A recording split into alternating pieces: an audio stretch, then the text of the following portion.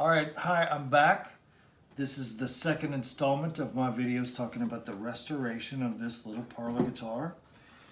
And where I am now is I've just patched the tear out and getting the material away from the veneer from the back that I talked about in the last installment was much more difficult than I thought. So they probably used some kind of hot hide glue in the 1800s or early 20th century when they built this guitar in the first place, because those two things were very tightly glued together, and after more than 100 years I just had a very difficult time getting them apart. I had to take a saw and saw a very narrow sliver of the spruce away, but it's very obviously the same batch of spruce like I talked about last time, because it just matched right up. I tried to get the exact angle right in here with it to maximize the amount that it's going to vibrate when the strings are on it.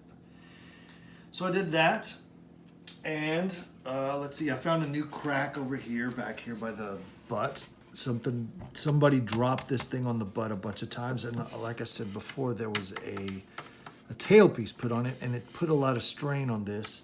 There won't be any strain on that anymore once I put a regular bridge on here, because the strain will be coming from here where the braces are going to be making up for that strain. So this will be free of pressure, but in however many years that was on there, it did some damage, and there's a little lip where the binding is hanging over the side. I'm just going to leave that, because sanding it down is gonna destroy a little bit of the patina that this thing has gotten over the years. So that's done. Another thing that I did was I took my braces and I radiused them on a radius bowl at a 25-degree hemispherical angle. So when I was building my guitar with Guy Clark, I was hanging out in his shop, and there was a guitar up on the top shelf of his closet, just there, sitting there. And I said, "What's the deal with that guitar up there, Guy?" And he said, "That's the first guitar I ever built." And he said it destroyed itself with the string tension, because he didn't radius the braces. He didn't know to do that. He just put a flat. It was just flat. There was no radius on it at all. So the string tension destroyed the first guitar that he ever built. I'm assuming that guitar is in the Hall of Fame right now, with all of the other tools in his shop. And let's see. So yeah, he built that guitar for Mickey Newberry.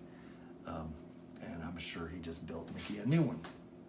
So what I'm also doing, let's see, I patched this crack that was kind of coming about over here with just a thin piece of spruce. I still need to get my sanding block right here and just sand that glue away a little bit so that it's just not so tacky looking.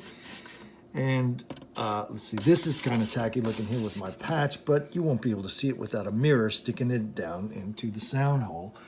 So what I did here was I made a little brace here. This is just to keep cracks from spreading. Cracks invariably happen on the sides of guitars, and they spread easily with the string. With the wood grain. And so what these do is they prevent that. And this piece of spruce, these little spruce patches that I'm cutting out of this long, thin piece of spruce, the grain runs against this grain of rosewood that's running this way, and this is going to run the opposite direction. It's going to prevent that, any crack that might start, it's going to stop right there. So that's my next thing. I'm gonna glue these braces in next, and that's where we are. And stay tuned for the next installment. Thanks a lot for tuning in. Bye.